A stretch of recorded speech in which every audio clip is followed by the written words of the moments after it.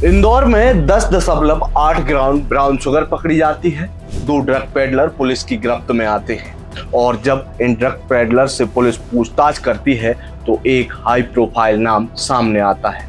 नाम कुलभूषण उर्फ नाना पटवारी, जो कोई और नहीं बल्कि मध्य प्रदेश कांग्रेस के सबसे बड़े चेहरे और पीसीसी के चीफ जीतू पटवारी के सगे भाई हैं।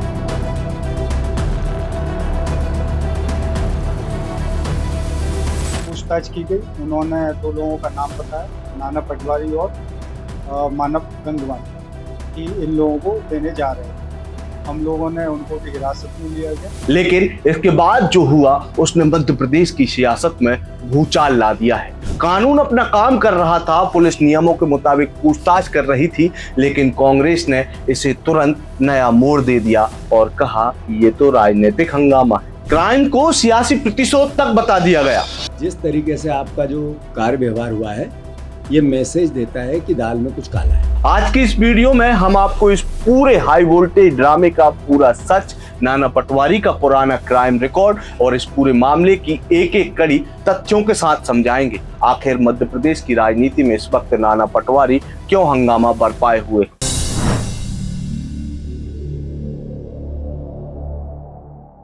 इस कहानी की शुरुआत होती है इंदौर के राजेंद्र नगर थाने से। पुलिस को एक पुख्ता इनपुट मिलता है और पुलिस रेत मंडी चौराहा स्थित डीमार्ट के पास घेराबंदी करती है। वहां से 2 लोगों को रंगे हाथों दबोचा जाता है। इनका नाम था इरफान उर्फ गोलू चंदेरी और संजय कौशल उर्फ रोनी।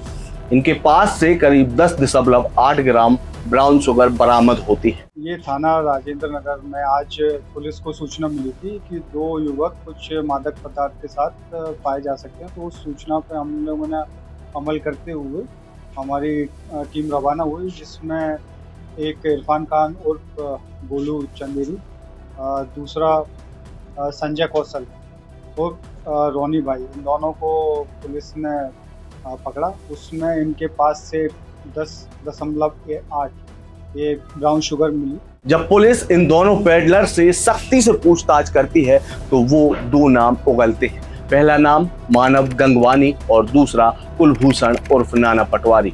पेडलर्स का दावा था कि ये ड्रग्स इन्हीं लोगों को सप्लाई की जानी थी। ब्राउन शुगर के मिलने के पश्चात हमसे पूछताछ की गई, उन्होंने 2 लोगों का नाम बताया, नाना पटवारी और मानव गंगवानी, कि इन लोगों को देने जा रहे हैं। हम लोगों ने उनको भी हिरासत में लिया गया और उनसे पूछताछ की गई। नियमों के मुताबिक जब किसी गंभीर मामले या ड्रग तस्करी में किसी का नाम सामने आता है तो पुलिस का पहला काम होता है संशय दूर करना और पूछताछ करना। मध्य प्रदेश पुलिस ने भी वही किया। इंदौर के डीसीपी नरेंद्र सिंह रावत ने साफ कहा कि आरोपियों के बयान और शुरुआती इनपुट के आधार पर ही नाना पटवारी को पुलिस ने हिरासत में लिया था। दिन भर की कानूनी पूछताछ और शुरुआती तकनीकी सबूतों को खंगालने के बाद देर रात नाना पटवारी को छोड़ भी दिया गया था। यानी पुलिस ने पूरी तरह से कानूनी प्रक्रियाओं का पालन किया। कानूनी प्रक्रिया अपनी जगह सही थी, लेकिन जब इतने बड़े राजनेता के भाई की गिरफ्तारी होती है तो कांग्रेस ने इस पूरे मामले को सियासी तरह से बदलने के प्रयास करने शुरू कर दिए।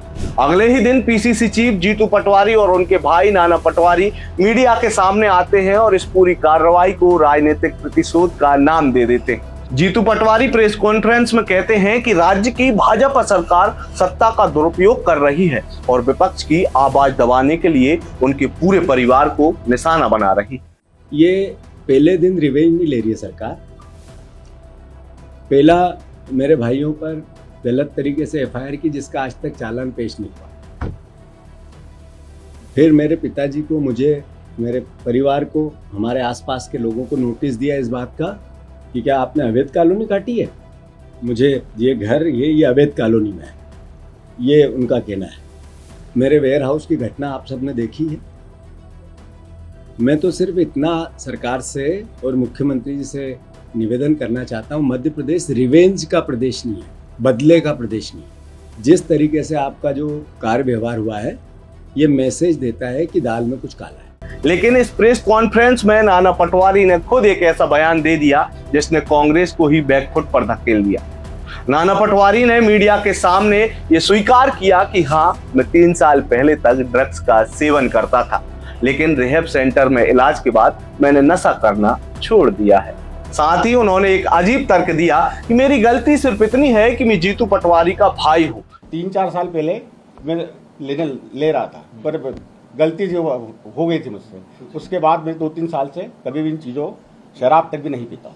नाना पटवारी भी नेताजी के भाई हैं, तो नेतागिरी तो उन्हें भी आती है। अब यहाँ सोचने वाली बात यह है कि जिस व्यक्ति का ड्रग्स से पुराना नाता रहा हो, यदि किसी ड्रग पेडलर की कॉल डिटेल या बयान में उसका नाम आता है, तो क्या पुलिस को हाथ पर हाथ धरे बैठे रहना चाहिए था? क्या पुलिस का पूछताछ करना राजनीतिक प्रतिशोध है या एक सामान्य कानूनी प्रक्रिया? कांग्रेस इसे भले ही सीधे साधे नेता के भाई पर कार्रवाई बता रही है, लेकिन अगर आप कुलभूषण और नाना पटवारी का पुराना क्राइम रिकॉर्ड देखेंगे तो आपको ये समझ आ जाएगा कि पुलिस के लिए वे कोई अनजान चेहरा नहीं है। नाना पटवारी के खिलाफ अकेले राजेंद्र नगर और भभरकुआ थाने में ही 9 से 10 गंभीर आपराधिक मामले दर्ज हैं। जरा इन धाराओं पर भी आप नजर डालिए और देखिए कि पटवारी साहब के छोटे पटवारी जी कितने दूर के धुले। साल 2017 अपराध क्रमांक 312 और 316 में सरकारी कर्मचारियों पर हमला, दंगा और धारा 307 यानी हत्या के प्रयास के 2 अलग अलग मामले दर्ज। साल 2018 अपराध क्रमांक 782 में एक महिला के घर में जबरन घुसकर छेड़छाड़ और यौन उत्पीड़न धारा 354 का के तहत गंभीर आरोप लगा। साल 2023 और 25 में विधानसभा चुनाव के दौरान गिरफ्तारी, SC/ST एक्ट के तहत मामले और जमीन पर अवैध कब्जा व जान से मारने की धमकी देने के आरोप लगे। इतने ही नहीं, साल 2018 में हुए इंदौर के बहुचर्चित खुशी कुलबाल सुसाइड केस में भी इनका नाम जांच के दायरे में आ चुका है। अब जब किसी व्यक्ति का एक ऐसा लंबा चौड़ा आपराधिक रिकॉर्ड हो, तो पुलिस का मुस्तैद होना और उससे पूछताछ करना किसी भी राज्य में कानून व्यवस्था का एक सामान्य सा हिस्सा माना जाता है। लेकिन इसके बावजूद भी कांग्रेस इस पर राजनीति कर रही है। अब जब कांग्रेस इस पूरे मामले पर राजनीति कर रही है, तो भारतीय जनता पार्टी कहां रुकने वाली थी? भाजपा नेताओं का भी कहना है कि जो कांग्रेस मध्य प्रदेश में नशा मुक्त समाज की दुहाई देती है, आज उसके अपने अध्यक्ष का परिवार ड्रग्स नेटवर्क के संदेह के घेरे में है। भाजपा के मीडिया प्रभारी आशीष अग्रवाल ने सीधे एक्स यानी ट्विटर पर लिखा कि कांग्रेस को यह भ्रम छोड़ देना चाहिए कि उनका कोई पारिवारिक संबंध राजनीतिक रसूख कानून से ऊपर हो सकता है। भाजपा का साफ कहना है कि अपराधियों का कोई दल नहीं होता और मध्य प्रदेश पुलिस बिना किसी राजनीतिक भेदभाव के केवल अपना काम कर रही है, अपराधियों पर कार्रवाई कर रही है।